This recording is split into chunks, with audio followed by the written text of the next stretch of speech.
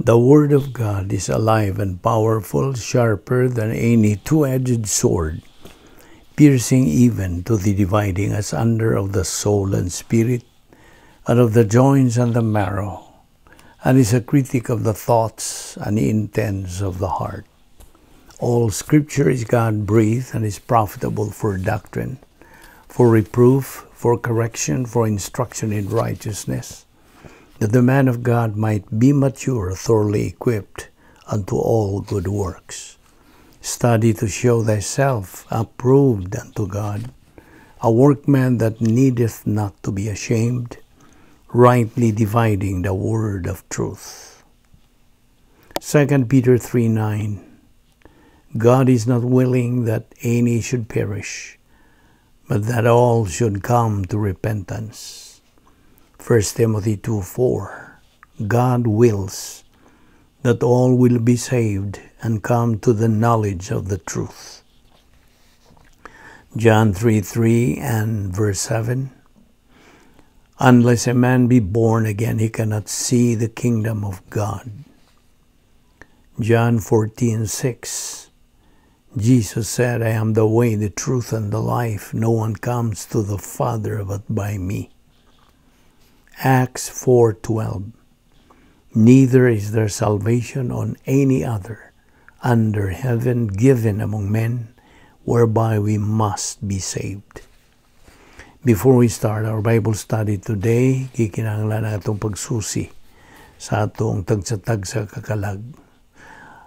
Kutong tanahon kung nanabatay mga salanggi tiner niya kay kini, kundi nato kini sugit nga to sa Dios nga amahan.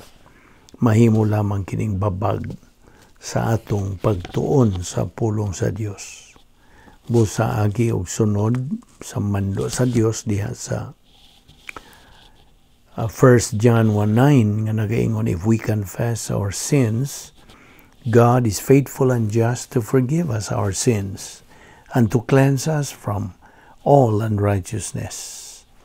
Nawalang kanimo higalang wala pa'y kaluwasan, tumuo ka kang Ginoong Hesus o ikaw maluwas.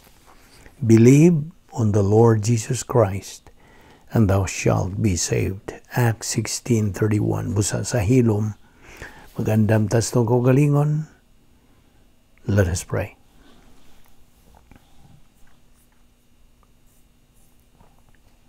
Bala na mga Diyos, nagapasalamat kami kanimo nining lain na sab nga higayon, nga imong tagana o imong giandam kanamo, nga aron kami makapadayon sa pagtuon sa imong pulong. Badi kami ning adawa, kay wala kami mahimo sa mong kaugalingon, sa tinawhanon nga paagi, kinahanglan. Magasunod kami sa imong protokol, imong paagi, nga diin ang balang Espiritu Santo lamang ang matuod nga magtutudlo sa kamatuoran. Salamat ni ining grasya nga mong ipahimoslan. Ubani kami og lamdagi pa kaming dugang sa imong mga pulong. Kining tanan na mong ipasalamatan sa ngalan ni Ginoong Hesukristo. Amen.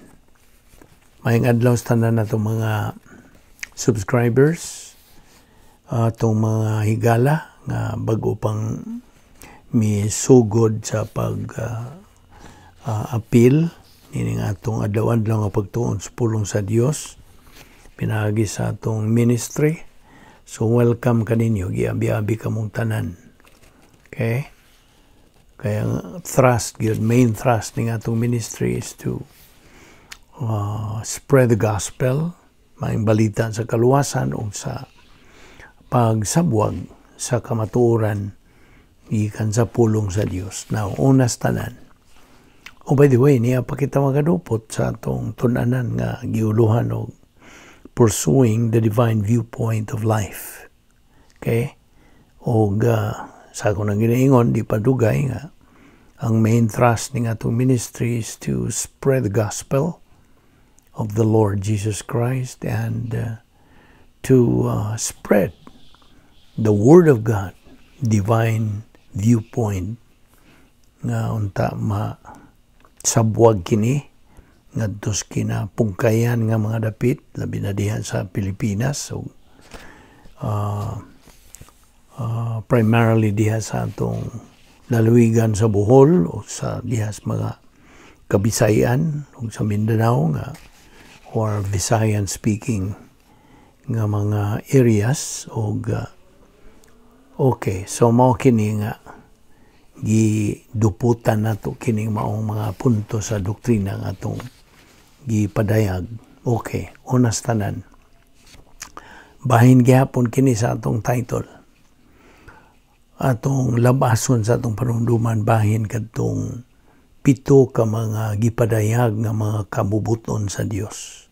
7 declared wills of God. Gani atong giyatagan kini og some kind of memory aid, Operation BAC GTSP unsa man ni. Okay. Aron sa paglamdag kaninyo, paglabas magyapon sa itong paramduman, review magyapon ni. It is God's declared will that believers, I mean all people, dili lang kay believers, that all members of the human race be born again. Mo na ang declared will sa Dios. Ang tanan unta maluwas, mataw pag-usab. Okay? Of course, naman na sa gisulti diya sa pulong sa Dios diya sa John 3:3 nga nag-ingon, unless a man be born again, he cannot see the kingdom of God. Okay? Ang ikaduha nga kabubuton sa Dios nga iyang ipadayag nga ang mga magtutuo kaninyo na karon nga mga magtutuo mabinalaan, be sanctified, o tulo ka matang maning sanctification, positional, mo ni naguna, ikaduha experiential, ikatulo ultimate. So ang positional sanctification mo katong panahon nga mihimo tag decisions pagtuo kang Ginoong Jesucristo nga atong manluluwas, we have been positionally sanctified. Okay? Ang ikaduha nga sanctification is experiential, naranas pulong experiential. Sa imong eksperyensya, sa imong kasinitian as kinabuhi, mabalaan ka, mabinalaan, pinagi sa pagsunod sa mga mando, mga kanang pahimangno sa Dios sa iyang pulong. So, that is the experiential sanctification. Now, when our life on earth is over, kuhaunta sa Dios, either physical death or the rapture, whichever comes first, mo na naigitawag o third nga kind of sanctification, which is ultimate sanctification. Ang ato ng pagkabinalaan dito na sa eternidad uban sa Dios. Okay? So, mo na ang 3 kinds of sanctification: positional, experiential, and ultimate. Now, ato ta si katulo nga gipadayag nga kabubuton sa Dios. Kabubuton sa Dios nga ang mga magtutuo dumalahon sa Espiritu Santo, will be controlled by God the Holy Spirit. Naunsa man ang mechanics nini nga ikaw makontrol na dumala sa Espiritu Santo? Of course, rebound. Mo ni ang mechanics.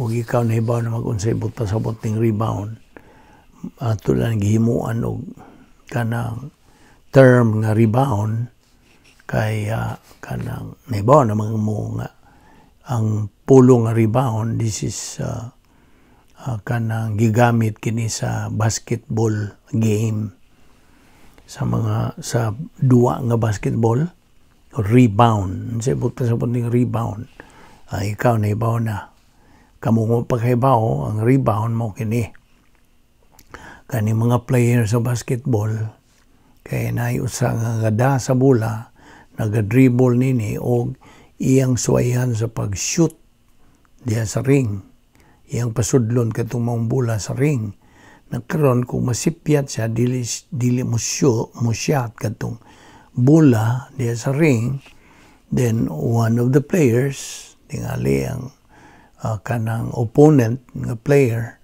musuway sa kanang bawi niya ng bola, pagkuha sa bola. Hinguntol man lang siya sa ring, wa man siya musyat. So, iya nang suwayan sa kuha sa mga bola, ug mao na giingon og rebound. Okay, nasabtan na nimo. Mao na rebound, iyang gi-rebound aron kini iyang i-dribble and then iyang i-shoot na pud mahimo gani i-ditso niya shoot na sa ring ug maka-shot siya, then makapunto siya. So kadtong rebound nakasabot ka na. So rebound, by the way, atong gigamitan lang ni nga ang buot pasabot gyud ni doctrinally mao ang pagsugid sa atong mga sala. Okay? Aron musud gyud, aron gyud nga kanang maka-point ka. Of course, sa diha nga mo rebound na ta musugid na ta maka-point ta. Basta kung ato nang itandi kita sa basketball game. So mao kana nga rebound is the process nga kita makontrol, madumala sa Espiritu Santo. At the same time, we are restored to fellowship with God sa atong pagkikambitay sa Dios. So, mao kana ang buot pasabot sa ikatulo nga declared will of God, that all believers be controlled by God, the Holy Spirit. Now, ikaupat, unto the fourth declared will of God, kabubuton sa Dios nga ang tanang mga magtutuo mapasalamaton. Be grateful and thankful. Give thanks in everything. Everything. Kalisdanan ba? Kauswagan ba?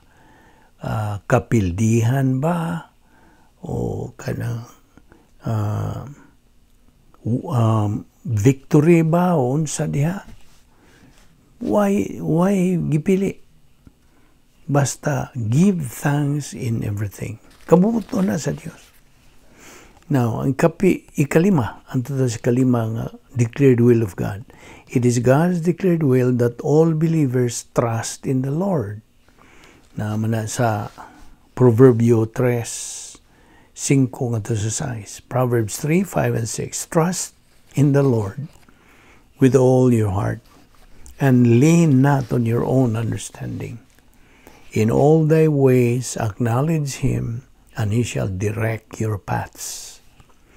Okay? So, trust in the Lord. At ito si kaunom nga declared will of God. It is God's declared will that all believers suffer. Antuson deta. Okay, paminaw. There are two kinds of suffering. Suffering for blessing and suffering for discipline. Kining suffering for blessing, atong ihimplo katong nahitabo ni Job. Numdum ka ni Job, ang iyang giagian grabe kayo. Ang matay, ang napo ng mga anak, at one time, nangasunog ang iyang mga katigayunan noon sa pa. Grabe. Kadto, dili to suffering for discipline. Wa may sa si Job. He was a righteous man. Yatong iyang panahon. So, kanang paagi si Job niadto pagpakita sa Dios sa kanatong mga magtutuo karon. Kay kini gihimo sa Dios agig paglig-on sa atong pagtuo, pagsalig, pagsandig diha sa grasya sa Dios. So mo na nga that was suffering for blessing or gitawag ni og undeserved suffering. Dili gud siya ngayon unta. Panmulig-on gyud ang imong pagtuo, pagsalig diha. O ang ikaduhang matang sa suffering for discipline. Kaya ikaw nagpadayon mas paglunang sa mga sala ug tuwa ka magpuyo sa dapit nga may gahom ni Satanas, the cosmic dynasty, therefore disiplinahon ka sa Dios kay anak ka man sa Dios. Gusto? As a child of God, your Father is going to discipline you. Aron ka matulid. Mo ni pagpanton. Disiplina. Suffering for discipline. Okay? Disiplina. So mo na ang duha ka klaseng suffering. It is God's declared will that all believers suffer. Og ang ikapito nga declared will of God is that all believers be productive. But pasabot nga magmabungahon. There are two kinds of production, divine good o human good. Unsa man ang human good? Human good is anything and everything a believer does outside of the plan of God. Tuwa siya sa CD, so magbuhat gani siya mga mayong buhat, kana mahug og tawhanon nga mga mayong buhat. Nga gitandi ka na sa pulong sa Dios og kugon, kahoy ug dagami masunog. They are combustible. Apan ang lain nga production is the divine good production. Nga ginabuhat nimo kini. Muna ang definition gyapon is anything and everything a believer does inside the plan of God, inside the operational divine sphere. Kaya mo kini ang pito ka declared wills of God. So, karon kini sud naman ta sa plano sa Dios, protocol nga plano sa Dios. Nainomdom ka pa ba sa tulo ka klase? O matang sa, dili matang, tulo ka kining ingnon tahugna. Okay? 3 phases of the protocol plan of God. Salvation, Acts 16:31, believer in time, 2 Peter 3:18, and believer in eternity, Revelation 21:4. Now, naibaw naman tag unsay mga description ining protocol nga plano sa Dios. It is a right thing done in the right way. It is a problem identifier, problem anticipator, problem preventor, and problem solver. Okay? O naibaw na punta just to refresh our mind gihapon, kini god review man lang ni ato ni. Mao dagi akong gi-emphasize nimo kini atong pagtuon sa pulong sa Dios balik-balik hangtod nga di na gyud na nimo makalimtan. I know kaninyo nga nagasunod niini usahay murag laaya na kita mo nga mo kabalik-balik man na siya. Mao man ni atong paagi. Kay bahin man kini, this is part of the inculcation method nga paagi sa pagtuon sa pulong sa Dios. Inculcation. Sinilsilay yun. Nga di na yun na ni mo makalimtan. Okay? Muna ni mo mabaon dito na sa langit. So, here are the benefits of salvation. You are now in union with Christ. Pinagi sa bautismo kanimo sa Espiritu Santo. Ikaw gisilyuhan sa Espiritu Santo. Ikaw gisuluban sa pagkamatarong sa Dios. Giisipan ka na sa kinabuhing walay katapusan, na matarong ka na.